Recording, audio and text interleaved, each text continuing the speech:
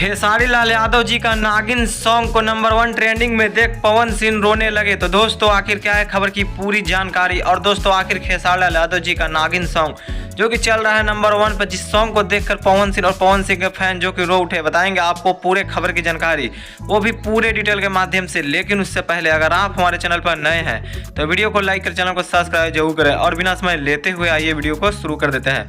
तो दोस्तों आपको बताना चाहते हैं खेसारी लाल यादव जी का हर एक सॉन्ग जो कि बवाल होता है। और दोस्तों एक और सॉन्ग जो खेसारी लाल यादव जी ने नागिन सॉन्ग निकाला। और दोस्तों यह सॉन्ग जो काफ़ी ज़्यादा बवाल सॉन्ग है। और दोस्तों यह सॉन्ग जो कि इतना ज़्यादा काफ़ी जो कि तेज़ी से व्यूज जो कि बढ़ते हुए नजर आ रहा है, जिसका व्यूज जो कि मात्र 2 दिनों में जो कि 7.2 मिलियन जो कि व्यूज पहुंच गया। और दोस्तों नंबर 1 ट्रेंडिंग में भी चल रहा है। और दोस्तों वैसे तो खेसारी लाल यादव जी का हर एक सॉन्ग जो कि ट्रेंडिंग में चलते हुए नजर आता है। और दोस्तों इस व्यूज को देखकर पवन सिंह और पवन सिंह के फैन जो कि काफ़ी ज़्यादा हिलते हुए नजर आ रहे हैं कि आखिर खेसारी लाल यादव जी का हर एक सॉन्ग जो कि ट्रेंडिंग में जाते हुए नजर आता है। लेकिन दोस्तों आप क्या कहना चाहेंगे खेसारी लाल यादव जी के इस तरह के सॉन्ग के बारे में। लेकिन दोस्तों आपको बताना चाहते हैं कि एक तरफ खेसारी लाल यादव जी का नागिन सॉन्ग जो कि धमाल मचाया है यूट्यूब पर, और दूसरी और जो कि फरिश्ता मूवी जो कि हॉलों में जो कि अपना जो कि जलवा दिखाते हुए नजर आ रहा है। और दोस्तों हॉल में टिकट नहीं मिल पा रहे हैं फरिश्ता फिल्म का देखने के लिए।